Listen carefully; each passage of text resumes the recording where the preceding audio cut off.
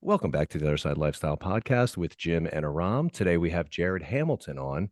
He's here to consult Aram to become a better coach so that all of his disaster area clients can get their fucking lives together, like all of our heroes, David Goggins and Andy Frisella. We normally have more energy for the intro, but I felt like we talked for about 15 minutes about taking life, not humans. Yeah, just really just systemically and with a lot of premeditation, just murdering small furry animals that aren't dogs. No, shockingly, dogs, we talked about boners first. Normally, when we talk talked about erections, we talked about True Detective. We talked about how conferences other than mine suck. We left all the good shit out, boys. What's up with that? Yeah, we'll have to. I mean, at this point, Jared's just going to be like, guys, I'm going to talk about what I do, and you're going to get better because of it. Honestly, though, without any other bullshit, Jared Hamilton is probably one of the best mindset food relationship coaches that I've ever encountered in my fucking life. A lot of the stuff that I do is clearly ripped off directly from him. I usually give him very little credit for it because I like to pawn it off as my own work. But because I'm not actually posting the way he posts, I can actually pretend like it's my idea. So, Jared, thank you for finally agreeing to come on here. We filled your spot last week with Beth Farraco, which was a good replacement. Beth's dope. Yeah, so we basically just took you and slapped a pair of tits on you and increased cursing. Maybe we increased cursing a little bit. And which I didn't think you could do. Like I get screamed at more, like just as much as Beth does for swearing, but Beth does trump me a little bit on that one. Well, I think if we were all five of us were on a podcast, or four of us, it'd be over. Yeah, we fucking hate cursing. Yeah, cursing is for people of a lower intelligence, and we don't fucking do that shit around here. No, not here. Not here. This is a family. Fuck that shit. That's right. Family friendly. Show. So, Jared, as far as an origin story, not that we need to get into the weeds on it, but why? Because you kind of took a little bit of a specific route to your coaching as opposed to just a general nutrition training, because you're good at that stuff too. But I think what you recognize and what I'm recognizing as I get further into this business, all the nutrition and training advice in the world doesn't fucking matter if the mindset around it isn't appropriate. So talk to us about your evolution and how you got to this place. Yeah, we'll give the dating profile origin story. What dating website? Are you I'm going with Match.com? Hinge? That's right. So, no, farmersonly.com. Oh, that makes sense. Indiana Corvettes. That's right. Well, here's my thing with like the Cliff Notes version of my origin story was because Ram, you're right. Like for me, I didn't always start off in we'll call it the lane that I'm in. Every stage of my stuff professionally was an accident. I thought I was gonna become a physical therapist, found out that was not the route I wanted to go, found personal training, fell in love, thought I was going to be that trainer until the day I died. Did that, built a really big in-person training business locally to me, became the local expert, like all that stuff. I built the in-person training business that like everyone dreams of, like I built that originally before I even touched Instagram. Wow. And when was that? Like what years were that? So that was year. So I've been doing this for like 11 years or so. So I've been on, let's say, for the first 5-ish years, I was completely in person, like 200 plus sessions a month, 4:38 and 9p, subcontracted out of a gym, like that vibe in a small town. How's that the dream? Well, no, when just say there's a long ass thing, right? In terms of being filled, it's a lot of volume. Well, I thought that was the goal. Like I just because at that point I went from being worried about like if I can pay my bills to I don't have slots open and people are paying me ungodly prices, like because my demand was that high. What were you charging an hour? 125 an hour in a little... and for Indianapolis? No, not even Indianapolis. This was a small town of, like, this will tell you, it's called Martinsville, Indiana, like 14,000 people. Half of them are on drugs. Like the coolest thing in my hometown was Walmart, like that kind of vibe. Wow. And you were charging 125 an hour in that demographic? Yeah. Because, and at the same time, there was like 1 or 2 other trainers at this gym that worked there, and they only charged like $50 an hour, and they were getting pissed that I would still get all the clients because it was all word of mouth. It was all like I was at the, I built it like you should. I was at the gym every day. I was shaking hands with every person. Yep. I built it the right way. But then that ship was running its course, because that's not sustainable long term. So that's when I found the online world, hired my first mentor to help teach me like what online coaching is and how Who to was do your it the first right mentor? Syatt. Oh, no shit. Yeah, Jordan Syatt was doing a lot of business coaching at the time, and so I hired Jordan to just like one-on-one, like a coaching call every other week or once a month, and like, all right, here's what I'm doing, and like whatever. So we did that for a while, and then it was great. I learned all about original state, or that's why you see a lot of similarities in content styles, is because I learned my original days of content creation from Jordan. So so I ran that and did that, and then so then I built my business to a sustainable point online but it was all what I would label as surface level sustainable fat loss, which is great, right? Here's how to enjoy your life and not be a psychopath and still lose your 30 or 40 pounds as your average Mrs. Jones. That's what I built. It was great. Business was growing, hiring assistant coaches. Like the business was doing fairly well, but I just wasn't very happy with the business anymore. It was starting to feel like, if we want to call it like emotionally heavy, I didn't feel like I was like, not to sound this way, but I didn't feel very aligned with my business. I'm like, yeah, it's working, it's fine, but I wasn't excited. It was almost like that chapter was closing, but I didn't know what the next chapter was. So one of the things that I do personally, that we teach clients and anyone, when you're getting to the realm of your emotional side and the psychological side, most people are distracted as fuck, and they don't actually take time to listen to their own thoughts and self-reflect and all of those things. So I actually proactive. I do this at least 4 times a year now. I'm about to do one this month.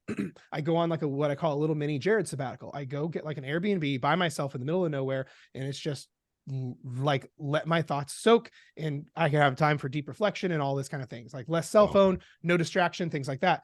So to be honest, I usually tack it on to the beginning of a business trip. So I make it tax deductible. So like I'm doing a business trip here in a few weeks, but I'm going out like 3 or 4 days early so I can just at my Airbnb and be the fuck by myself. Well, so what I did was, when I felt like this point where my business was like, it was fine, but I wasn't happy with it, I took one of my Jared sabbaticals. It's not hard to find an Airbnb on a farm out in the middle of nowhere over here. So I did that. And then was it next door?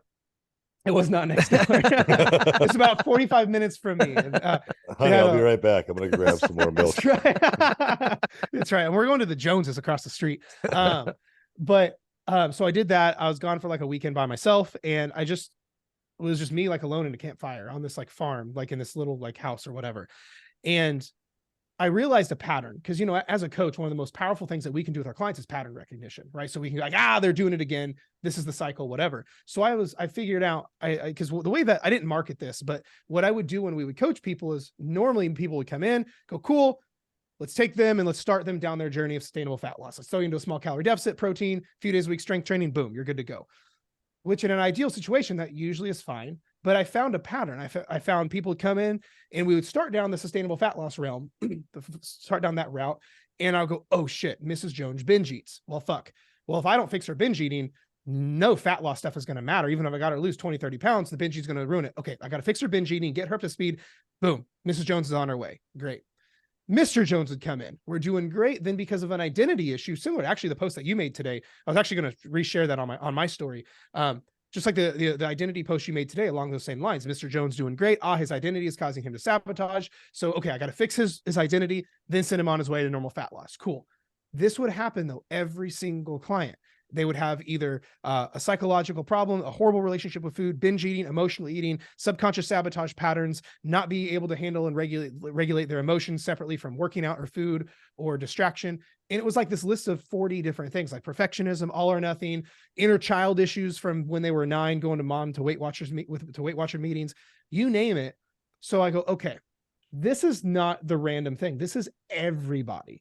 Yeah, so that's when I designed and built like our coaching system around this. Like for us, the simplified version is like, when people work with us, I will tell them straight up on a sales call or an application call that like, yo, you're not going to go into fat loss yet. Stage 1 is called dieting from the inside out. The name of my show.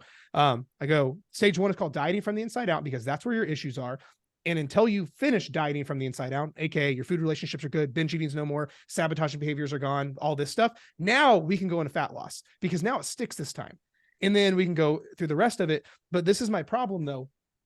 a lot of mindset coaches or whatever the fuck we want to label this, the problem is they're not tactical or strategic at all. It's just like they're just like emotionally jerking off to like words like be mindful and be intuitive and just like Yeah, they're whatever. concepts. They're Right. concepts. They're not like set in stone. Like, yeah, I Action know I have a steps. problem. Like, what the fuck do I do about it? Right. Yeah. Because this is why what we do for clients is the issues that are stopping them from getting to where they want to be, I would label as intangibles. Your relationship with food is an intangible. Your Yes. identity is an intangible. Like this can of Diet Pepsi is tangible. Losing 10 pounds is tangible. Benching your body weight is tangible.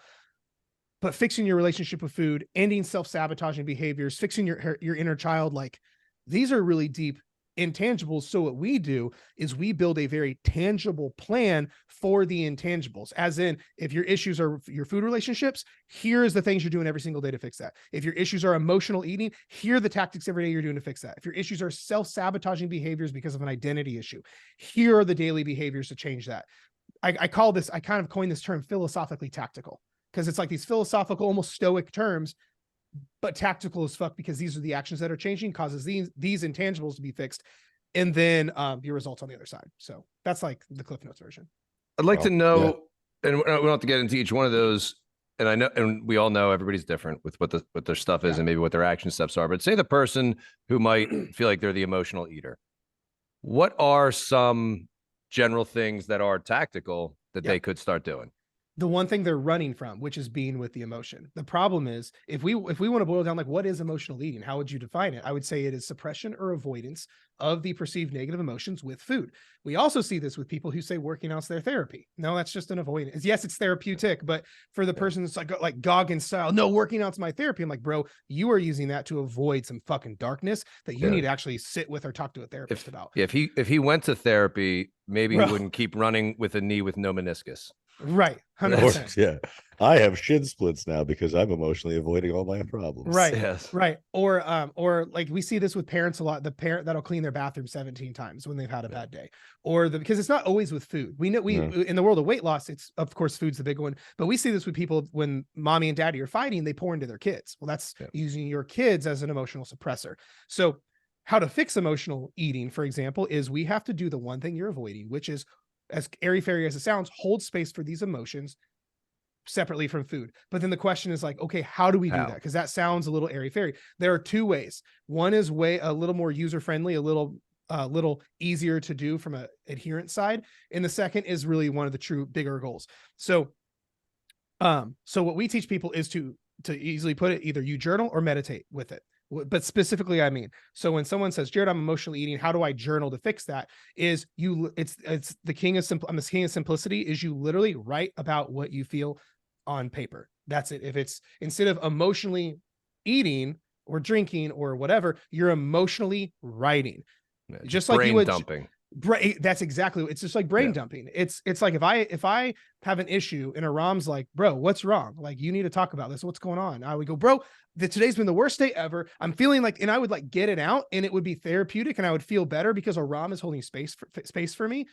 Well, you don't need it. I mean, having a person do that's cool, but we can't always rely on that. But as on a maintenance level thing is if your strategy. So what we do for clients is when we treat journaling in this capacity in two different ways. I always say like brushing your teeth and like an EpiPen.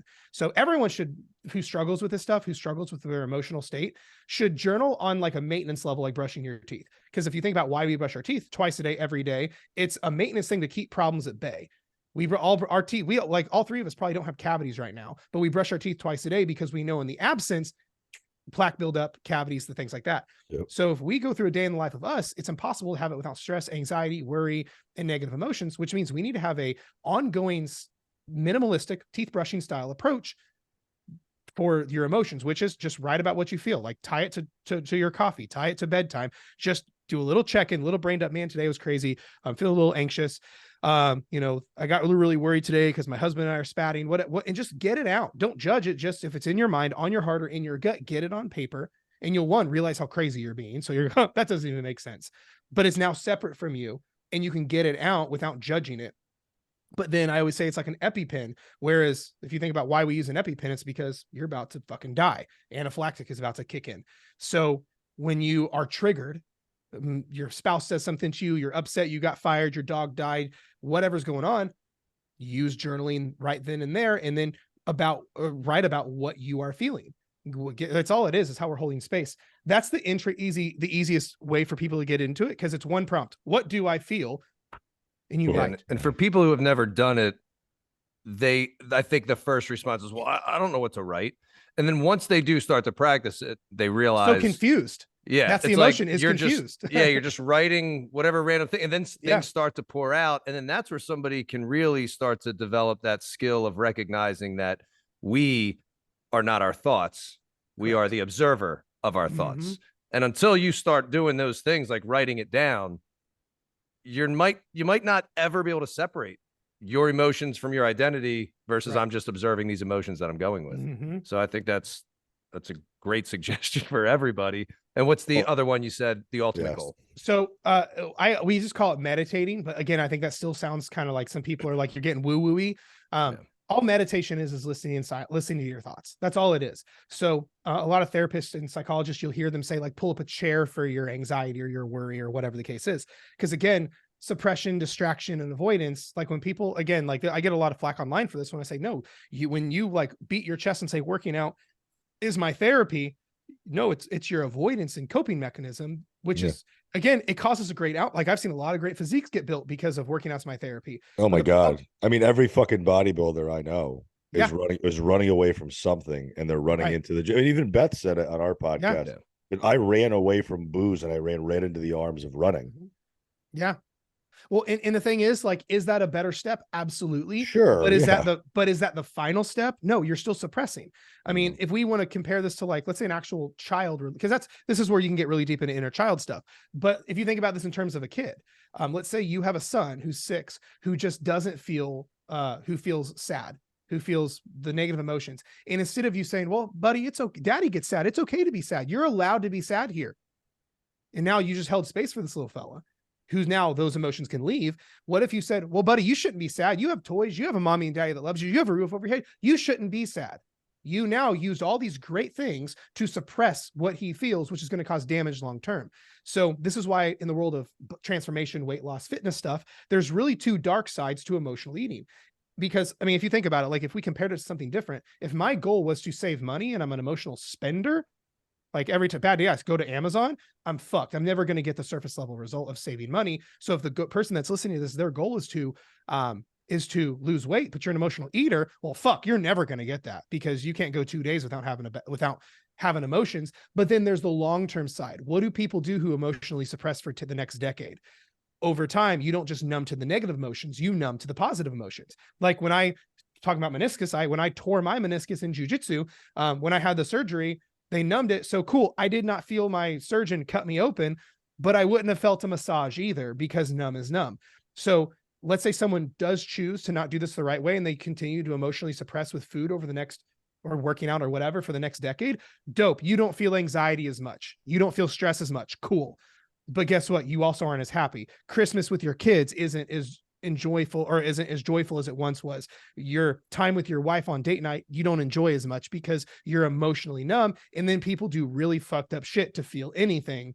So from the surface level side of weight loss, you're not going to get it. But then long-term mental health, you're going to fuck yourself if you continue emotionally suppressing with food or working out or cleaning your house or whatever it is.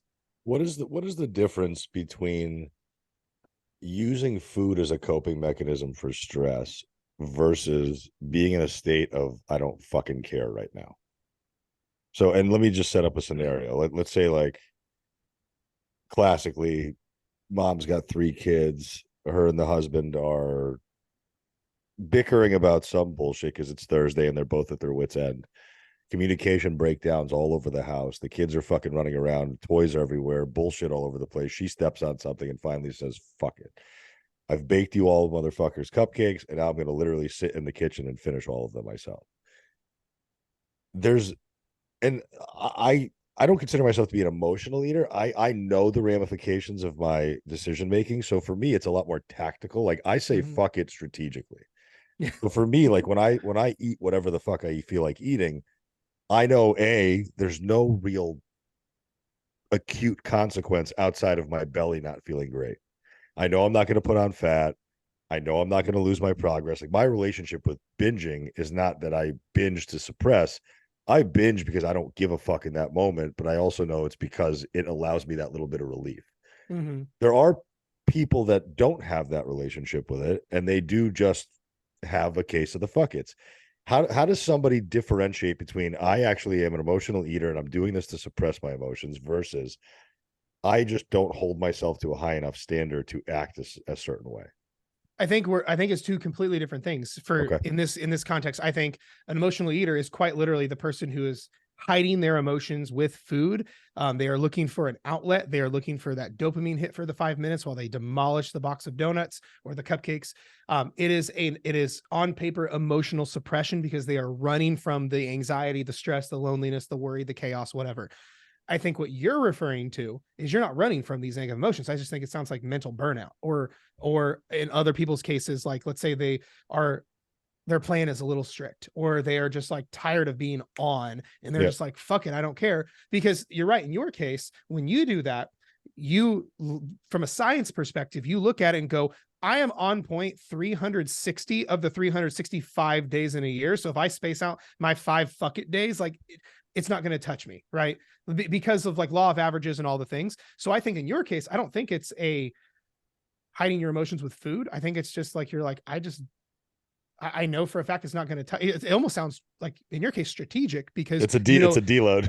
Yeah, it's well, it's like it's like unpurposeful. I mean, that's what my post was this morning. And even when you were saying going away for a few days, I just did that this past weekend. But I had posted this morning, purposely create breaks in your life. Deload weeks and lifting, diet breaks, weekends away, breaks from social media. If you don't purposely take breaks, breakdowns will happen and you will think something is wrong with you. Intercept the breakdown.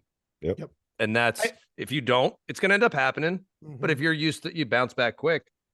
But I think there's a difference between doing it with intention and then having it be a recurring issue that you're not proud of. It's almost like the frequency of the occurrence is more of a problem. If it's happening to you quarterly, yeah, who gives a fuck? If it happens to you 4 times a month, it really shouldn't. Scientifically, it really shouldn't stall fat loss in any meaningful way, unless your binges are so calorically relevant. 10K a piece, right? Which Lord knows. I mean, you put me in. There's a place in La Jolla called Sidecar Donuts, and each donut is probably, I don't know, 850 to 1,000 calories. Like 4 donuts is 4,000 calories on top of your. Yeah, sure.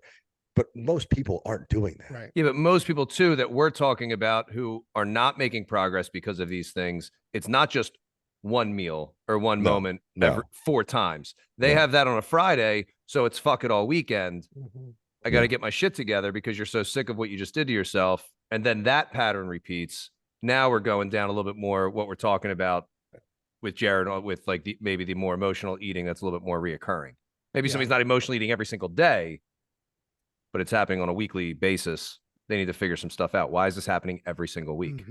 I think also some people get both. They're a combo platter. They're not emotionally eater or just mentally burned out from like a restrictive diet or their plan. I think a lot of people are a combo platter. They are burned out as fuck because they're following 1,200 calorie keto diet while doing CrossFit 5 days a week. And they have a horrible relationship. Their kids don't love them and they have been suppressing for the last decade. So I think they've got a lot on the table. Where like we need to adjust expectations, but also handle the emotions separately from food and maybe dial that program back to something that's a little more sustainable. I think a lot of people are like a combo platter. Like one of the things I ask a lot is the way that I teach like binge eating in a whole, there's actually 4 specific reasons for binge eating. And I'll ask like on a post in like my community or on the podcast or whatever, I'll go, hey, the 4 reasons for binge eating are dink, dink, dink, dink. And I go, which one are you? Or and everyone's like, I'm a combo. I do 2 and 4. I do 1, 2, 3. Not as much 4. Oh shit, I do all 4. I didn't even realize that. So, because like for me, the 4 are it's based in just hunger, like you're just not eating enough. Number 2 is it's emotionally driven, like emotionally eating. 3, it's restriction based, like it's when you're only binging on the foods you restrict. Or 4, it's an identity problem, like inner child, your identity. But all 4 of those are addressed differently. You know what I mean? So the identity part is interesting because I mean, I certainly talk about it and I understand it conceptually the way that I understand it. And I see this a lot really more in the athletic community, like athletes, bodybuilders, power lifters, whoever they are, former athletes, they hold on to this level of like, this is who I am. And all my decisions are based around this person who I think I am. And then God forbid that thing gets taken away from them, whether it be age related or injury related, or something happens in their circumstances of life. And now that identity starts to slip away and they have no idea who they are and how to fulfill themselves anymore. So do you think that that's first of all, break down what identity truly entails so people can understand this and actually apply it to themselves? And then once you understand what that identity or who you are as a person, does this come down to, we had a conversation with Ben Mayfield Smith about this, of setting core values for yourself, and our identity and values kind of aligned? So for me, I mean, everyone has their opinion. My definition of things of identity is who you think you are, your belief systems in the story you replay in your head over and over again. Because the reason I frame it that way is it's not who you actually are, it's who you think you are. This is why belief systems and the way it works with brain chemistry is so powerful. When you have a belief, your brain that you're just bought into, your brain will subconsciously go to work to find evidence to support that belief system. If you might believe in all of your heart, 2 + 2 is 17. Well, by God, if you you go on the internet and there are people showing you scientifically why 2 + 2 is 17, and we're all like, so it's like built-in confirmation bias, right? Absolutely. Like there's even a deeper level to this where you have this organ in your brain about the size of a golf ball that sits at the base of your spine. It's called your reticular activating system, RAS for short. Your RAS is arguably part of your subconscious mind, because that's what we're getting into. And it's your entire filter on life, because we have so much stimulus visually, auditory, everything. And we would all go fucking batshit crazy. So case in point, how this works for anyone listening. Anytime you've purchased a new car or a different car, when you see it everywhere else, like when I used to drive a Chevy Cruze, I drove a black Chevy Cruze. I saw them fuckers everywhere. I never saw sport cars, but then I traded that and got a Camaro. Well, fuck, everybody and their brother have Camaros, Chargers, and Challengers now. Everywhere I look, I'm like, oh, fuck. Well, I guess what? I quit seeing Chevy Cruzes now. Now I am that asshole. Now I have one of those C8 Corvettes. I got rid of my Camaro and got a C8 Corvette. Now everybody and their brother has a fucking C8 Corvette or whatever. Like, you know what I mean? It sounds more like you're a trendsetter and not RAS. Okay, I think right. That's actually what's going on. But yeah, I mean, how many times like you end up meeting somebody and then all of a sudden they're at the coffee shop all the time and you never notice them? The same kind of thing. Yeah. Yeah. Like I actually saw someone on a talk show that was talking about this, or like Tony Robbins or one of those kind of guys. And he asked the audience, he said, who saw something brown on the way in today? Not really anybody raised their hand. He goes, if I said, I'll give you $100 for everything brown you can tell me you saw on your way in today, who thinks they would see more brown things? And everyone's like, me. Well, it's because because of where a mental focus is at, your brain subconsciously finds more evidence for that. So when someone says here's the thing where it gets more dangerous for this stuff. The relationship your identity has in your subconscious mind is kind of like, the way I understand it, like a mother bear relationship. So if your identity is set at binger, now you go 3 weeks without binge eating, your identity is threatened. So now the subconscious mind finds ways subconsciously to binge eat to get you back to your safe spot of where your identity is at. This is why people have to understand your mind or your brain, whatever, does not care about your happiness. It only cares about self-preservation, because we see this in all these areas in other, like your relationship, finances, business, happiness, friendships. The same premise runs true. So if your identity is made up of things that you do not like about yourself that you're trying to change, but you don't change the identity, you're going to be on a forever uphill battle. Most people's identities are made up of only the things they hate. I'm a binger. I'm a procrastinator. I'm not a morning person. I've never been motivated. I've always been fat. I'm not lucky. When it rains, it pours. Yeah. Those are every one of those is an identity that I just spewed off.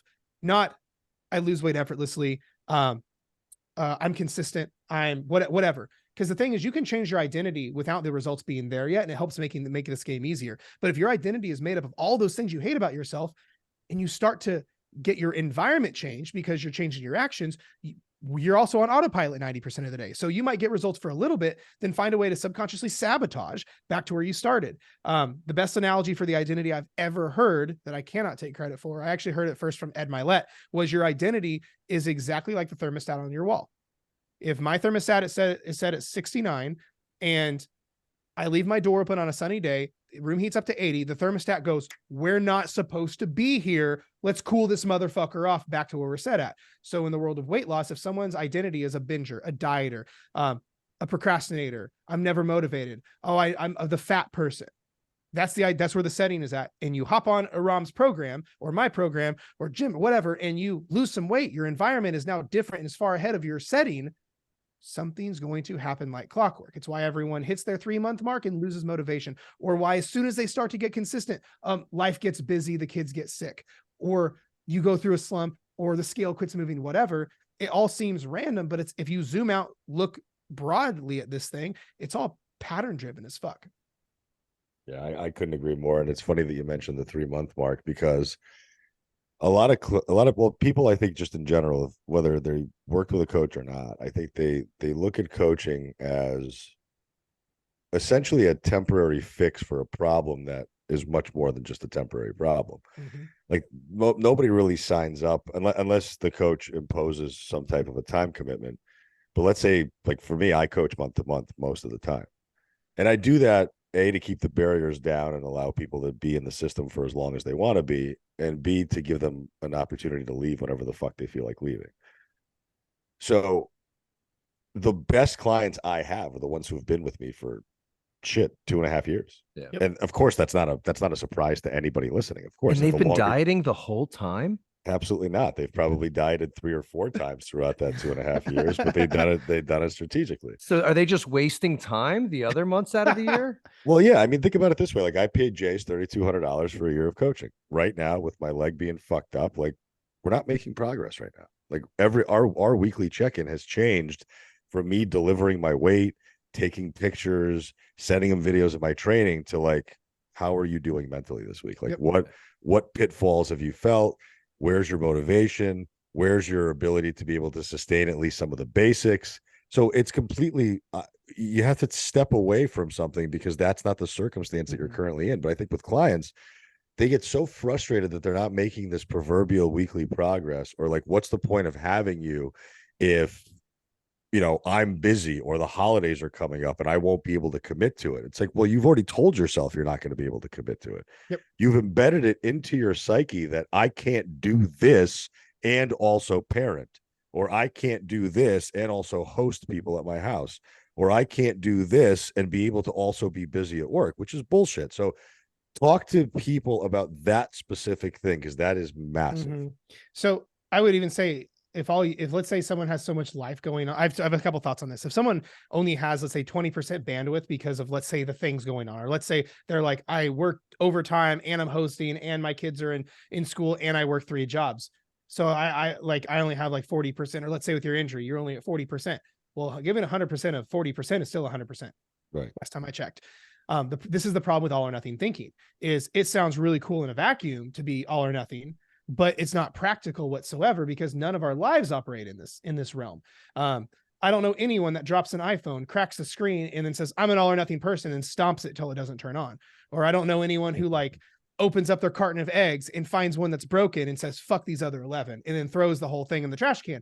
But in weight loss, we do this all the fucking time, is because if you notice from a psychological standpoint, when people wave their all or nothing flag, it's only with things they struggle with.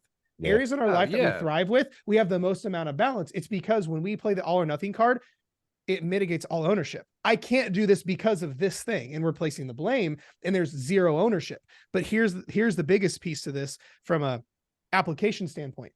If someone is saying, Jared, I can't commit to this right now, or I can't do this because the holiday season's coming up, because school, work, life, kids, whatever, then you are then agreeing to me automatically when life does get smooth and you decide to make progress, because life is chill, cool, calm, and collected. When it does get crazy, you're going to stop. You're going to throw in the towel. You can, otherwise, if you're waiting to get something rolling until life is perfect, then you're telling me once you do get started, when things are perfect, if that actually happens, when things get crazy again, you're going to fall off. Because then I like to think logically and go, well, hang on a second. If that makes sense, like that logically, so far what I've said makes sense for most people. Cool. So how often is life cool, calm, and collected and never have anything going on? Logically, no. Like if you were to ask the average person, how much of your week, not your year, your week, is chaotic, unpredictable, or uncertain, or has shit pop up. Most people say at least 50%, 40%, whatever. Not more than that. Right, right. So so that just tells me you're on the wrong plan. When someone's like, Jared, I couldn't follow my plan because life just got in the way. I go, does your plan not account for life being crazy? Does your plan not have you able to go to home for the holidays and enjoy food with your grandma? Does your plan not allow for when overtime hits and we have to adjust things? Like if your plan doesn't allow that, you're quite literally fucking yourself, and you're going to struggle till you die if you continue that modality, because this is where I'll catch people. I've had people on calls with me say, well, Jared, I'm just that kind of person. And I go, do you think that's the problem? Because you're taking an old shitty identity of I'm just that person to this new life. And because you never change your identity, it's never going to work. Sounds like we need to change the fundamentals of who we are, our value system. Because this is actually something that we're getting ready to tweak in our, so we talk a lot in our coaching about like core values and identity and all this, but we're actually going to take it a step further. And on the very first like welcome call with your coach, one thing we're going to be implementing is have you not just rewrite your identity of like who this version of you is, but then we're actually going to have them do their first homework assignment is going to be what values does that person represent? Yeah, so this way, you're right. Oh, does it? Oh, that's awesome. Yeah. Because I think it's like 4 words to represent your values. Oh, there you go. That's right off the bat. Well, because otherwise, when actions start to go south and it doesn't go, like if your values are, I finish what I started, I keep the promises I make to myself, I am not I do not let emotions take the driver's seat. Let's say it's just those 3 values. Would not half of all the problems people go through go away? Right? When they're like, you keep pointing them back to those things. You're saying, you said these were your values, but you're doing this. Go back to your value sheet. They're the true north. They're the true north. If someone's like, oh, I haven't made enough progress, I want to quit. Well, whoa. Well, this version of you, your first value was finish what you started. Or, oh, it was a bad day, I just want to say, fuck it. Well, pause. Now that's in violation of value 3, where you're not going to let the emotions take the driver's seat. So if we're because when we go in against the identity and the values, that's the old identity. Well, we don't get what we want. We get what we are. Therefore, to get more, we have to become more. It's one of my favorite quotes from James Allen. In life, we don't get what we want. We get what we are. So to get more, we have to become more. So if you don't change who you are, your values, your beliefs, your character, you're only going to get what's in alignment with you. It's like if I tune my radio to 95.5, it's country music. If I tune the radio to 100.9, I get hip hop music. You only get unconsciously what you are in alignment with, the sound airy fairy, because your identity is predicated, changes your actions. So if you want to become or get these results, you have to go, who do I have to become who gets those results? Then you have to align your actions with that version of you. That's the true meaning of identity work for me is what do I want? Okay. Lose 30 pounds, feel better, look better, whatever. What do I want?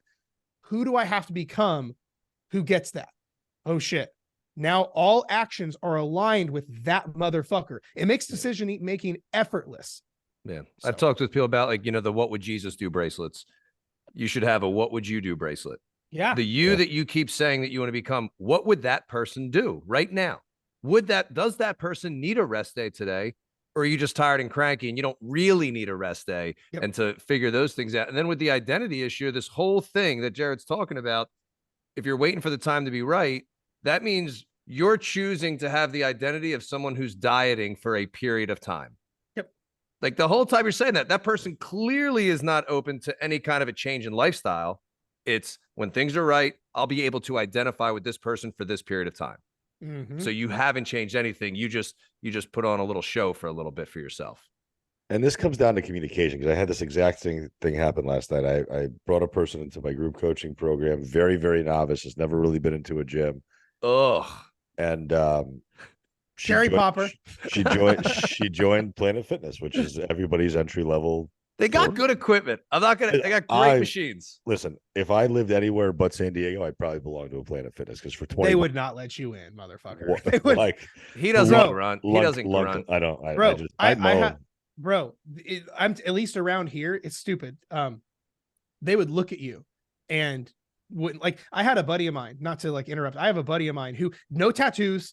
Not even he's just looks like a G.I. Joe, jacked as fuck. Every t-shirt looks like his little brother's t-shirt. He was walking into a Planet, not even scary looking with tattoos or facial hair or anything. He literally walked in and he goes, we don't cater to you people here. And he goes, I'm actually here for an interview. And he said, I'm actually here for an interview. and he was coming in for his job interview, but he's jacked as fuck and is a bodybuilder and like has big ass bicep veins and looks like just a genetic god. And they literally wouldn't even sell him a day pass. Oh my God. That's crazy. So And that's the problem, is because like, but it's a no judgment zone. It's judgment free. Apparently it's judgment free for people that haven't quite figured their shit out. Well, Jim, judgment is like a buffet. You just pick and choose what you want to eat. So you get to pick and choose who you judge. That's how it works.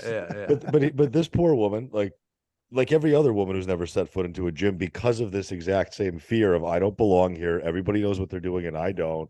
It's just this set of self-limiting narrative beliefs that are just going off as red flags inside your head, convincing you why you shouldn't be there. So we went through this like entire line of thinking. She went to the gym at like 6 o'clock last night, which if you go to a Planet Fitness anywhere, like literally, you might as well fucking go there while they're serving free pizza. Like packed to the gills. No, and by the way, the population at Planet Fitness is not the same thing as a bodybuilding gym. It depends on the location too. You get one near a high school, it's going to be loaded with skinny high school guys. Well, no, but what I'm saying is from an etiquette perspective, if you go to a bodybuilding gym or a powerlifting or any type of specifically catered demographic gym, there's an etiquette there. There's how many sets you got left. Do you mind if I work in these conversations? Re-rack your shit. Right. These conversations are normal. You go into a Planet Fitness, because it's such an open forum type of a situation, there is no etiquette. So there is no like, what do I do if the machine is taken, or what do I do when that thing is occupied? I don't know if I can ask, blah, blah, blah. And a lot of times those people are just as novice as they are, so they don't have that idea or belief system. So what I had to go through with her last night was basically just say, hey, do you belong at the gym? Or do you believe that you belong at the gym? She's like, yeah.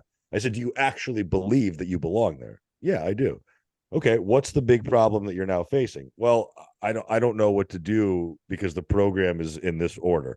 I said, okay, do whatever you have to do on the sheet, however you feel like doing it, because nothing's really going to break if you go out of order. Okay, so that's one belief. Second belief was, well, I don't really know how to do anything yet, so it's going to look stupid when I film it. I said, yeah, because it's literally your first day by yourself at a gym. It's all going to look, I'm sure the first time you tried doing anything, you looked stupid doing it. But you look stupid to you. Everybody in there doesn't give a shit about you. They care so much about how stupid they look and feel that they're not concerned about you. Yep. But I think it's really Why don't you get shirts made that said, I'm taking video for my coach, and that way they can wear it. Oh my God, it'll answer the question. I'm not a fitfluencer. I'm taking video of myself for my coach. I have 5 followers on Instagram. Yeah. And they just wear that to answer any questions. I want you to talk about this because I think this is such a powerful place to be, where it's this like, how does somebody, especially when they're new to something and they have this fear of looking stupid or failing or whatever other narratives they have in their head, how can they get through that initial barrier to entry? I think we need to call out like the major elephant in the room with this. It's not fear of, I saw a clip recently of Hermosi talking about this, where no one's scared of failing. They're scared of others' perception of them failing. It's why I can die when I'm playing a video game and it's not a big deal. Like no one knows I did it. But if I go to the gym and let's say someone's like, let's say I'm doing a PR and I'm like, oh, I hate to miss this, and everyone let's watch it. It's not, I'm like scared of failure. I'm afraid of fucking asshole over here that thinks I'm going to fail. Right. So it's not, it's this worry of like what others are going to think about you. But the problem is you're not that special. No one's thinking about you. Like to call a spade, none of us are that special. No. And no one gives a fuck about any of us, which is great. Right. Yeah. Like, don't get me wrong. Yes, we're all special little snowflakes in our, our mom's eyes and all that shit. But when you are going to a gym, like if someone's like, oh, I'm worried about what other people are thinking of me. Well, who specifically? Oh, I don't know. Do you know her name? Yeah. Oh, so you don't even know this bitch's name. Well, I hate to break it to you. This lady is actually so fucking terrified that you're judging her. Yeah, exactly. And you're going to go, oh, but I'm not judging her. I'm not even thinking about her. I go, interesting. Yeah. She feels the same thing about you. Yep. The way that I like to frame it to people is everyone's the star of their own movie. Some of y'all may have heard this analogy before. Every single person's a star of their own movie. So when I walk into the gym, I'm fucking Mel Gibson. I am Jared fucking Hamilton in the Jared Hamilton movie. No name behind the front desk is front desk worker number 1 that no one gives a fuck about. This lady over here doing squats the wrong way is lady that doesn't know how to do squats number 2. And they're just background cast. I am the star of this motherfucker. Everyone else is like the names at the very end of the credits that no one gives a fuck about. Okay. But the thing is, everyone is that in their own. So when Jane comes in and is doing her hip thrusters, I'm weird asshole with the beard over in the corner that no one cares about. Now I'm at the bottom of the list in the like, that's how it is for everybody. Yeah. Everyone's a star of their main movie, and no one gives a fuck about anyone else. So to the person that's listening, no one's watching you. And now I would go so far to say this. This is a little controversial, which is great. If someone is hyper fixated on other people judging them in the gym, I've noticed a pattern that they judge other people. Like the people that I see who are so back when I saw this a lot when I was a trainer in person, because I was in the gym every single day, like with clients all day. The people that would be like, oh my gosh, I'm so worried about this person judging me. I'm gonna go look stupid in front of everyone. They were the biggest shit talkers and judges of everyone else. Do you see what she's wearing? Right. So if someone's listening to this and you're like, I know everyone's talking shit, you're probably a hypocrite and you're probably judging everyone else. So it's biting you in the ass right now. But on paper, no one gives a fuck. No one's watching you. And after being a trainer in the gym for like 5 fucking years, everyone's a fucking moron and doesn't know what they're doing. And how about what if you take that movie analogy? You're the main star of the movie and everybody is judging you. And in this movie, this person overcomes their feeling of judgment, or they overcome people actually judging, and they keep showing up. In this version, they're actually laughing at you and pointing, and you see them videotaping you, but you get over it. And just even the conversation of the only way to get over a fear is to face it. So hey, you can have that. I feel like you can have that conversation all day with people of, nobody's thinking about you. Nobody cares, but they're still going to think it. Sure. So maybe we just they have to go through the motions of just doing it. Exactly. We just meet them where they are and go, yep, maybe they are. So let's get over that fear by showing up. And then all of a sudden you start learning these things and you are now forgetting about other people because you actually showed up. You're actually now knowing how to do the movements. You feel confident and you totally forget. And one day, and it's not like it's all of a sudden, it's just going to be one day you realize, oh, I'm not thinking about these other people and what they're potentially thinking about me. That's all. Well, I think it's a level, because I like to that rabbit hole. And because here's my thing. Because like you said, let's play devil's advocate and say, like you said, they're all like talking mad shit. One, I've never met anyone ahead of me that's talking shit ever. You know what I mean? And my thing is, if someone is the kind of person who is willing to do that, why do we care about their opinions? Like, for example, I know a lot of broke people who have a lot of opinions about my business. I know a lot of poor people who could not afford my taxes. So I actually I've had this happen with some friends who used to like really talk shit about my business before they knew business numbers. We'll just put it that way. And they would, but I never let it get inside because I know they make 30 grand a year at Walmart. And I'm like, you would shit yourself. It's like, bro, I pay more than 30 grand a year in taxes. Quarterly. And then they're like, right, daily.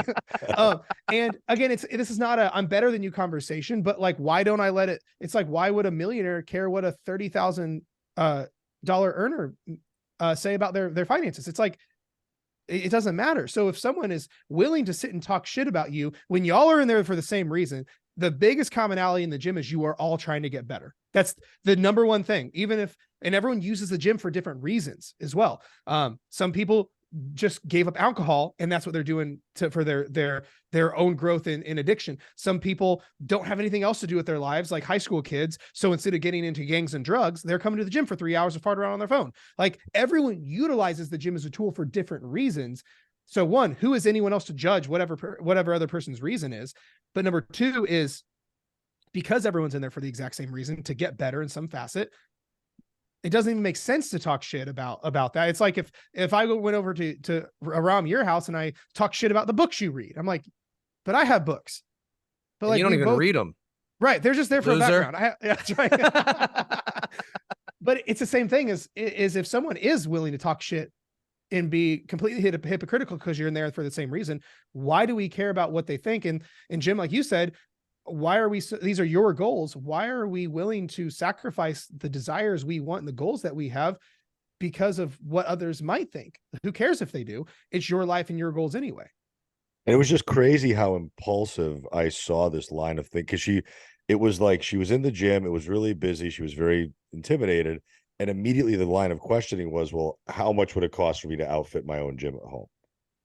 And I immediately told her, I'm like, listen, honestly, at bare minimum, $1,000. So let's take your $20. What, do they just buy a set of power blocks? Right, but as I'm saying, like a minimum, Right, that's $1,000. Like before we even start like doing anything of significance. One rogue plate. Like $1,000. 5 years at Planet Fitness. That's what it would take. Exactly. At minimum. And that's essentially what I told her. I said, you are in a very privileged position. A, you have a Planet Fitness near you. B, it's cheap as fuck, and for $20 you can go to all of them in the nation. Yep. C, it has everything you would ever possibly need to make all the progress in the world. A competitive bodybuilder can compete purely out of a Planet Fitness membership if they wanted to. And you can't mess up the machines 99% of the time. No, and D, like most people in there are just as clueless as you are. That's why they joined. You're in the perfect place to thrive and succeed and get yourself to a place where you're going to finally be able to use any piece of equipment at any gym, in any hotel in the country at any moment. So instead of you immediately trying to backpedal out of this uncomfortable situation that you've gotten yourself into, which, by the way, the only way that you'll be comfortable is by getting uncomfortable first, is you're already trying to find ways out to go back to that old fucking safe place that you left from. But like anytime you walk into the woods, it's going to be fucking scary. Like it's going to be like, I don't know what's ahead of me. I think That's and those kind of here. Yeah. And those kind of people, they need to be given the challenge. You have 2 weeks to have a conversation with one person. You know, you're trying to create this new identity, but you don't want to change anything about your personal life and who you socialize with. How many people are, it's like, I wish my friends went for walks. Well, if you're not initiating going for those walks, I wish my friends were more active. Go to the gym at the same time, as many days a week as you can, see the person who's there the most, get on the treadmill next to them. Hey, what's up? I said, you've been here every day. Looks like we're kind of doing the same type of stuff, blah, blah, blah. Start just even a conversation and see if that rolls into gym friends, walking friends, active hanging out friends. Maybe just even that, if that was a goal for somebody versus I have to figure everything out and get over this stuff. Like, all right, my job, I gotta get uncomfortable. I mean, even the business coaches do that kind of stuff. Yeah, your job 100%. Is to have 5 conversations with a stranger in a store today. And you're going to Starbucks, you got to strike up a conversation.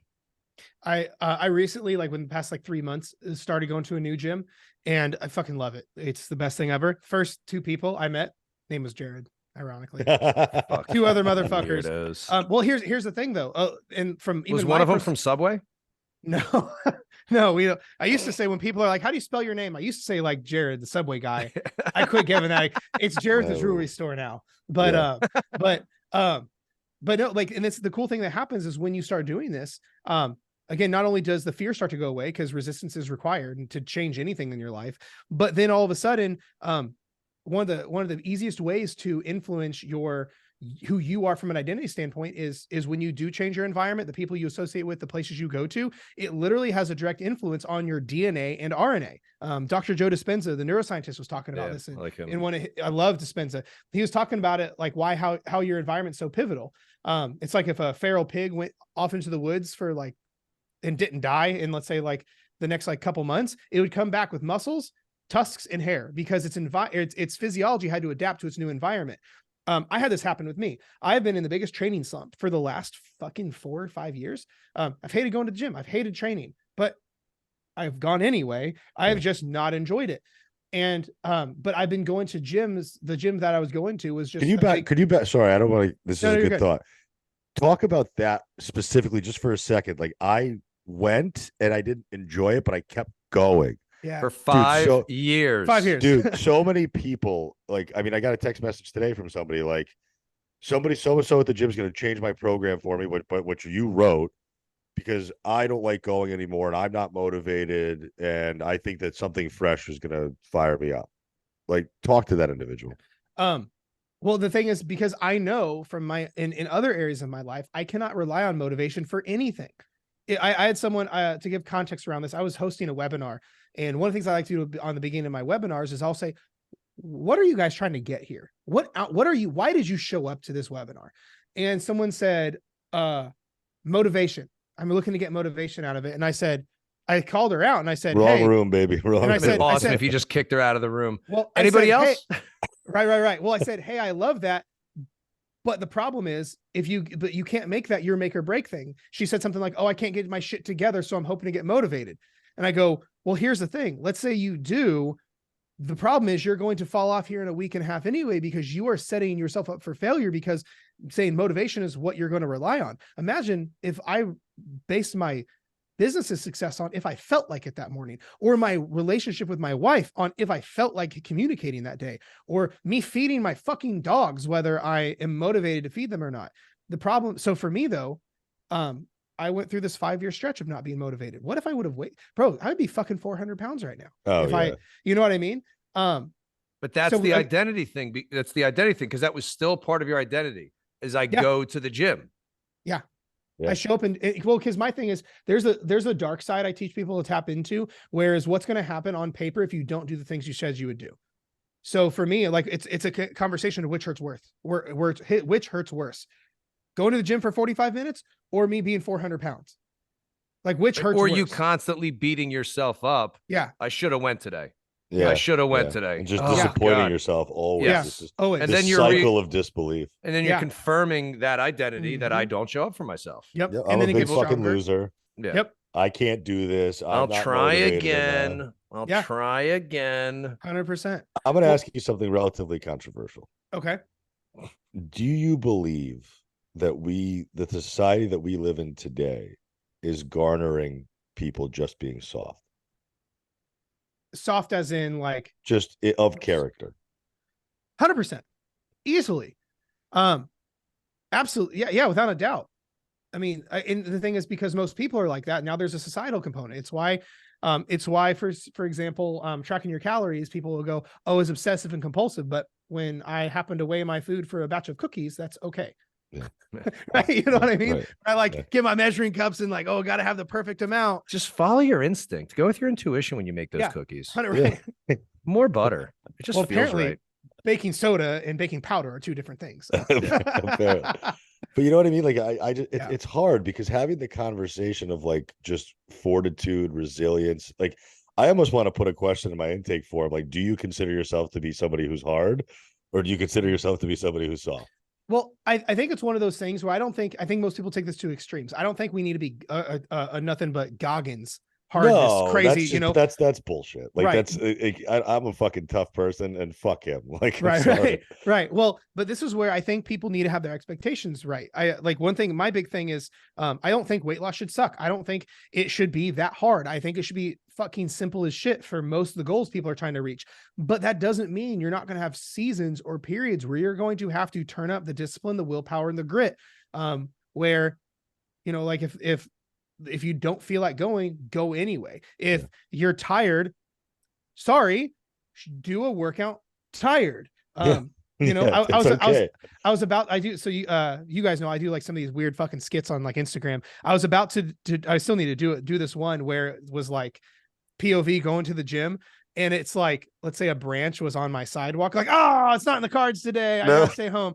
Or like, let's say like my water bottle was like 80% full instead of 100. Oh, you know what? I don't have my water. I'm just stay home. Where most people, again, it's an RAS thing and an identity thing. Whereas when you have a belief system, your brain, good or bad, finds evidence to support it. So if you are trying to find reasons to fail, reasons to make excuses, you have all the reasons in the world for every outcome you could ever want. So if you're in your head is trying to find ways to validate failure, validate struggle, and not move forward, you have every reason in the book. But at the same time, it's why you'll have someone who does prioritize their goals, or they are like, no, I'm going to make this work.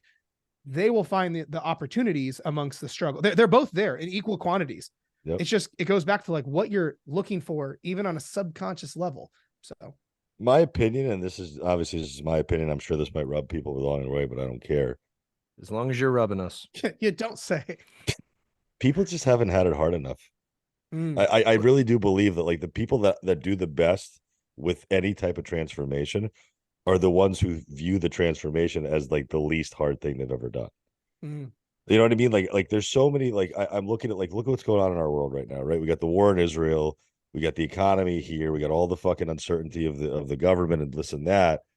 And the amount of shit that I hear people bitch about that are completely out of their control, that has nothing to do with them, but they're finding every reason to tap into it. It's like you have so many of your own problems in your own personal stratosphere on your lawn that you don't even take care of. Why are Mhm. you worried about people dying in a country that you've never been to, that you don't know anybody at? Why And you are don't you know the real using story too. You don't know right? all the And nuance of what's going why on. are you worried about the economy when you're sitting in a fucking in a mansion in the middle of Texas and complaining about the things that you have or don't have? Like Yeah. the reality is that so many people have to act when their back is against the wall and there is no choice anymore. But why does it have to get to this critical state of I need to have life punch me in the fucking face before I learn a lesson? And it's I think that unfortunate. we have, I think today it's everybody, we have a society now where it's everybody else's fault. If I Yeah. feel this way, it's your job to cater to my feelings. Yep. I think that we see that a lot. So maybe the question that you put on your intake form is what/who do you blame for When getting in the shit's yeah. position that you're in right now, that you're reaching out for help. And if they put a laundry list of stuff, they're not blaming themselves. Yeah. Fired already. Yeah. I mean, it's Like the only answer should be me. I mean, I got to imagine 99% of our problems are our fault because at some point we made a decision that we now have to live with. Sure. I think there's a side also, like, let's say, let's just play devil's advocate and say it's not who the person's fault. It's your life. It's your responsibility now.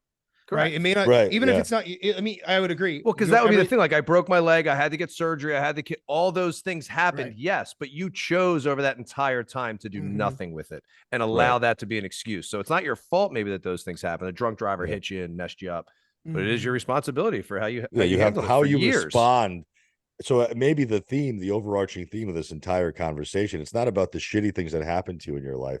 It's about the way that you respond to them personally. And if you end up responding in this very soft, passive, it's not my responsibility type of way, then you can't expect to ever change anything because the root of who you are is somebody who runs away from problems as opposed to leans into them and gets the most out of them. Agreed. I completely agree with that. Well, and that one of a quote I heard years ago that I loved around this. It's like we've heard the saying, like, play the hand, or just play the hands that you're dealt. But my thing is, from especially the side of like not being soft and taking massive ownership, is play the hand you were dealt like it was the hand you wanted.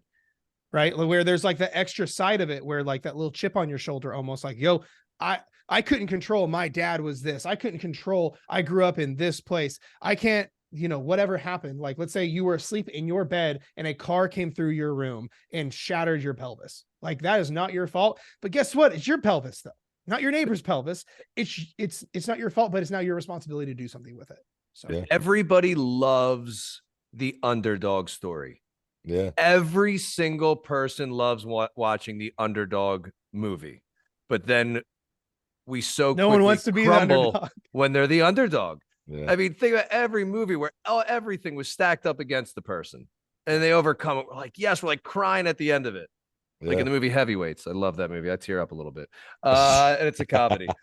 But we have to take that same approach to ourselves. Like all those bad things that happen, that's what makes your story great. I mean, nobody's inspired by the story of like, yeah, I grew up wealthy and everything was kind of handed to me. We actually had a gym and an in-house personal trainer and a chef. And it's like, that's how I was able to build the body that I have today. Everybody be like, fuck you. Well, like, nobody wants that to even be their own story. Well, the person wouldn't appreciate it either. So it's not just everyone else's opinion. You're right. It's because here's the thing. If you think about the things that came crazy easy to all of us, we don't have, like, we all got food in our fridges and we don't think it's that big of a deal. We all have running water and we don't think it's that big of a deal. We all have like everything that we have, the fact that we all like flipped on a fucking button and we're on a podcast and we're all in different places. We don't think that's that big of a deal. It's because it's not like you developed the internet. Right. You know what I'm saying? Now it'd be like, this is fucking dope, So it's one of those things where those listening, they may not believe it like right now, but if it came like effortless to them, they wouldn't appreciate it. So no, and it would be gone as fast as it showed up because you'd fuck it up. You'd find a way to fuck it up. And that's what always happens. And I think the problem is that like you have to be tested to some point. Like it has to get hard, Yeah. and it has to feel like you're trudging through mud for hours and hours and hours at a time before you can get through it. And that's when you actually get through the other side of it. And then that's where the confidence is. The confidence ends up at the other side of that bullshit. Yeah. Nobody's, when they get done losing all that weight, they're talking about all the things that they did to get there. It's not just, I lost 30 pounds. It's fantastic. It was so easy. It was wonderful. Like they are proud of themselves because of everything that they did and the way that they changed. But I think people too aren't really willing to die. That identity, they're not willing to let that die, and how it's going to affect friendships and family and all those kinds of things. But if you're already in that place where you're basically dead inside, that's why you're reaching out. Or even the idea, if you're reaching out to a coach, you clearly want it. So right off the bat, people are coming up with something. You want something, but you want it. But then how quickly, when it gets difficult, it's, why am I even trying anyway? I'm perfect the way that I am. And then it's this total narrative shift of like accepting complacency because it's too difficult to do that stuff. But you have to remind yourself, I reached out to somebody, I tried over and over and over again because it is something I want, because I'm not really happy here. Right. But again, the brain brings you back. This is what, Jared was talking about at the beginning. The brain brings you back to that, what you're used to, what you're comfortable with, no matter how awful it is. Agreed. Well, we've had what? Well, this has been about an hour and change. A little over an hour. Probably a podcast that I'm going to be sending out to everybody that I know. Because hey, motherfuckers, that's all the email subject is it really needs to be that. And I've gotten to a point where in my career where I used to be okay with being a little bit softer on people and trying to be a little bit more graceful about stuff. But if I'm seeing a repetitive habit happen over and over and over again, and these are adults that I'm working with, at some point I have to say, not only are you disappointing yourself because you're just doing this constantly and you are the reason why this is happening. Nobody else is forcing you to do this. You just decided this is who you are. But God forbid you also have children. Your children are watching you do this, and this is the identity now they're building. And if you're doing this in one area of your life, what other areas of your life are you also missing out on because of this type of behavior? And at some point, I got folks, we live in a chicken shit fucking scared society, and this country is going downhill by the minute. If we don't hold ourselves to higher standards, it's going to get so bad that it's going to be unrecognizable. And it starts with little mundane shit, like saying, if I'm going to be in a calorie deficit, that means 7 days a week, not just 3. If I'm going to train, I'm going to train when I'm tired. If I'm going to fucking walk, I'm going to walk when I don't have time. And if I'm going to prepare food, I'm going to do it because I understand the value of feeding myself versus trying to have somebody else feed me stuff that I don't need. So if we don't hold ourselves to a higher standard, if you don't get that standard understood and ironed out at some point as an adult, then stop talking about fucking fat loss to me. Well, I think it starts even before that. Like when, I was doing a training one time and I had people messaging me. They're like, do you have cameras in my house? Like it was because it was resonated that much. And I was talking about, they struggle. I bet if you struggle with this, you're only tracking a couple days a week and you're skipping half your workouts, all this stuff. I said, I bet you go to bed with dishes in your sink. I bet you don't replace the toilet paper roll. I bet you're the asshole that doesn't put the cart back at the grocery store. I bet you say, oh, they'll get that a lot, or not my job, not my problem. And I was getting messages in the comment thread of like, holy fuck, how did you know? I go, it's because standard scale. And if you have a lagging indicator over here in weight loss, we'll call this a bigger area, you're going to have it in these other small, minute areas. I had a client one time who, and this is the dichotomy that people get caught in. She couldn't be consistent with anything. Like literally, like before we'll even give someone calorie targets, we make them do a baseline week where I want to see a day in the life of them. I don't give a fuck what they eat. I want them to eat normal, just track it so I can see if we're in like, are you really eating 1,200 or are you eating like 3,000? And it's always 3,000 when they add everything up. Always. But and then I wrote her, she was working out at home. So I just wrote her like a 3-day week band body weight thing. Chill as fuck. Gave her a panic attack. It was so overwhelming. So I go, okay, no big deal. Let's scale back. Because she had a bad track record of not keeping promises to herself because she had such low standards. So her current program, I scrapped the current one. I said, all right, here are your 3 habits because we have to get wins under her belt. So I said, your program for the first week is glass of water in the morning, gratitude journal, 10 things, and make your bed. That's it. None of them have anything to do with fat loss because we haven't even gotten there. If you can't even track if she couldn't just do the little bit of just baseline week, a couple workouts, for even a week, then okay, then we're so far in the hole with keep being able to have a standard with ourselves. We got to start even getting you to baseline. So I say, gave her other habits that took less than 60 seconds. But then most people go, well, this is taking too long. Right. That's like, not it's enough. It's not going to make me lose weight. I'm like, you're damn right. Gratitude journal and making your bed isn't going to get you to lose weight. But because we can't do the actions that make you lose weight, we have to get your habits fixed before we can fix weight loss.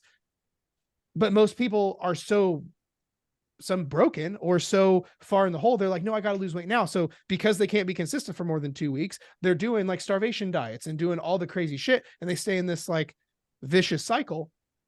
I want to learn cursive. Okay. Do you know how to read and write? Well, no. Do you know how to hold a pen? Yeah. Like, fuck. Like, can you hold this thing? Yeah. You know? Yeah. So basically, we're in the business of teaching adults how to adult. That's what You I don't have to be so rude about it. I did want to hear though, Jared, because Aram had you get in more detail about the 4 or 5 years. You were going to get to what got you out of it, so that people who might have identified with that with how important your environment is. So the gym I was going to, it was fine. Like it was fine. It was over here was an Anytime Fitness, which is it's just like a great. Can you go in there anytime? Is that? It depends what membership you buy, I guess. But, right. You got a sometimes membership. Right. The Anytime with it, sometimes asterisk. So yeah, it was just Anytime Fitness, which is basically like a pimped out Planet. It's a Planet Fitness with barbells and dumbbells. Yeah. Right. Yeah. Like you can, you actually have free weights and stuff. But anyway, they're fine. Nothing wrong with them. They're a very average gym. But I just wasn't I went to it because it was 60 seconds from my house. And like, I just wanted the convenience was the biggest thing for me. But man, I just dreaded going so much. And I'm like, you know what?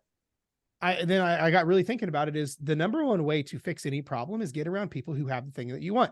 If I want, like, so for me, I go, if I hate my workouts, I should probably get around some people who love their workouts. Yeah. So I go, so like if I'm never motivated, get around some motivated motherfuckers. I go, so where can I go to get around motivated motherfuckers in the gym?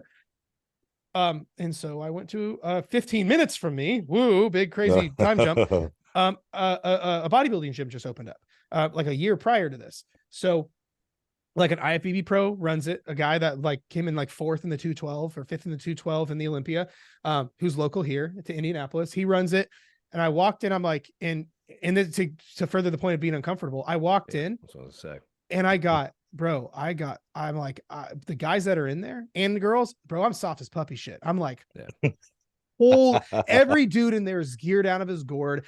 Like every dude and their brother has a tripod. There's a posing room, literally like it's 23,000 square feet. It's a badass fucking gym. The best gym I've seen, the gym that I've seen is better. That's about the same, but a little bit better than this was Flex Lewis's gym, the Dragon's Lair in Vegas. Oh shit. Yeah. Like otherwise we're just like a less branded version of that. Like it is immaculate.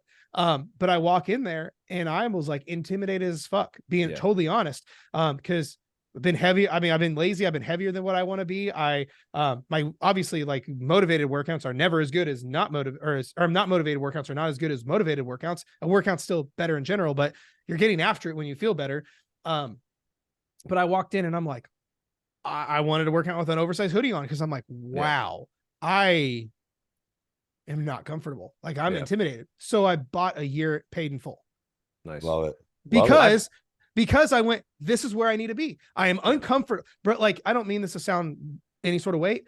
I'm not in as many rooms where I'm crazy uncomfortable anymore in different areas in my life. Like because of so many areas are doing so well. I walked into this and I'm like, I do not look like I belong here. Here's my card. Sign me up for a year. Well, I like even the way you just said that. I don't look like I belong here, which still, I know that statement means that you do belong there. I think that's such a key difference in the way that you just phrased that than what the average person would phrase that. Right. But no matter how big and her someone is, we all have insecurities. And I was very insecure walking into this room and I'm like, okay.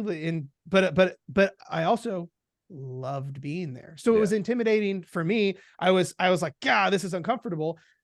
But fuck, man, I've never seen so many people enjoy one. Yeah, dude. When I see fucking the owner over here with 8 plates on each side of the hack squat for like rep sets of 15, you bet I'm probably going to throw a few more on because I'm feeling a little bit more juiced or whatever.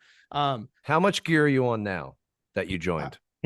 Right, bro. This like, well, I'm on TRT in general, but like, dude, this place He doubled the dose and added right, HGH. Anyway, bro, this place should have a Sharps disposal container on the wall in the bathroom. That's like my gym where kids are shooting fucking insulin and eating Skittles during the middle of their set. There's like a vending machine with like aromatase inhibitors and like right Tren, D-ball, single servings of Tren and Deca. They actually sell Tren bologna sandwiches. But that's such a good point because I think so many people stay in this comfortable environment that doesn't allow them to grow. It's like, well, I have stuff at home. I'll just work out there. You're scrolling on your phone. Your fucking kids are running in every 3 seconds. Your dogs are barking. Your husband's asking you to do this, this, and this. What kind of workout are you getting in there? Like I have a gym in my fully stocked gym in my fucking garage. I can go there, but after this podcast is over, I'm going to get up. I'm going to shoot my fucking TRT, and I'm going to drive. I'm going to drive my ass with my bum leg to the gym because I know when I'm at the gym, because he needs content anyway. No, because I want to. Like, I'm going to show everybody there. Look at me. Yeah, exactly. I can't use my leg. Because, you know why, Jim? Because it's my fucking movie. That's Damn right. Damn, it's my movie, right. And it's a goddamn Oscar award winner. Let's go. Damn right. Well, no, because I mean, at the same time, too, you probably know that you will push it more there with the bum leg to be like, yeah, fuck this. Where at home, it's gonna be a lot easier to be like, I just got my cheesy reps in, kind of thing. Yeah, I'm super intimidated going to a gym because I work out here. I mean, this garage is sick. I got everything I need back here. Fucking garage. Yeah, I have everything back there. Minus the squirrels. But now minus the wildlife. Yeah. Jim's got one. By the way, update for anybody. Jim's got wildlife in his garage. Oh, there comes a deer walking through. In the background. Yeah, it's gonna be awful. But but it's intimidating then walking into almost any gym for me. And I've shared that stuff before with clients and on posts and things. People don't realize that. Like, why would you be intimidated? Like, you're a trainer, you have a big business, you know what you're doing with lifting. Why would you be intimidated? Because it's a new environment. Simple as that. This is why I think everyone, and this is a hard thing to get to because it's scary. It goes against the way your brain chemistry operates, is when you can have resistance hit and it's your cue to execute the wrong way or into the resistance. So I walked into that gym, went, take my money. Yeah. Literally, or it literally doesn't matter what it is. For me, if I'm like intimidated, I'm like, fuck, I got to do it. Like as just like a rule for myself. Yeah. But you have a pattern of doing hard shit because you realize after each attempt at hard shit, you didn't die, nothing bad happened. But still, at one point, it was the first time. Right. But I also know logic, because here's my thing is I like to fight my emotional brain with logic and data. It's one of the ways that grounds me personally. Yeah, nerd.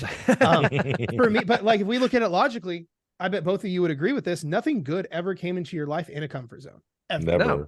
The first time I went to a CrossFit class, I was like, I thought I was going to throw up. Shockingly didn't. I'm like, I don't think I'm going to be able to eat tonight. I had no appetite. I had to sit for about 30 minutes before I even got my car and drove home.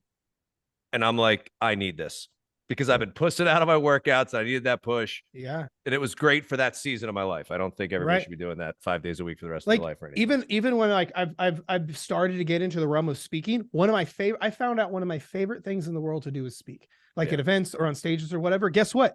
It was fucking scary though. Even like my speaking stuff isn't like crazy. Like I don't have it's not like my regular thing as of this moment. But like when like 2025 RSC it is. I will sign a paper right now, like 100%. You're already on. You're on the roster. You don't even know it yet. Well, let's go. Well, it was like when Jason Phillips said, "Hey, will you speak it at Coaching Con?" Bro, Tom Bilyeu spoke. Alex Hormozi spoke. Fucking all these other like powerhouses. And the first thing that came to my mind was when he said, "Do you want to speak?" Well, the first thing is he didn't finish his sentence before I said, yes, 100%. But it was in the absence of, who the fuck do you think you are? You are nothing compared to Tom Bilyeu, Alex Hormozi, all these other bad motherfuckers. Yeah, they all get old, those same speeches all the time. Right. But people want to hear from you. Right. Well, but still, I knew there was about 750 people there. I had all these people that I idolized that were on the same stage. So in my brain says, you should not be here. You don't belong, which I knew was wrong. But like, I was feeling like I don't belong. I was feeling like, but because of my pattern, my mouth says, yes, please, right now. And it's the same kind of thing. So, but life only gets better when you have a little bit of resistance, you run to it and figure it out later. One of my favorite books of all time is Stephen Pressfield's called The War of Art. And the entire book is resistance is required. You cannot do anything in this life worthwhile without resistance, and you have to run to it.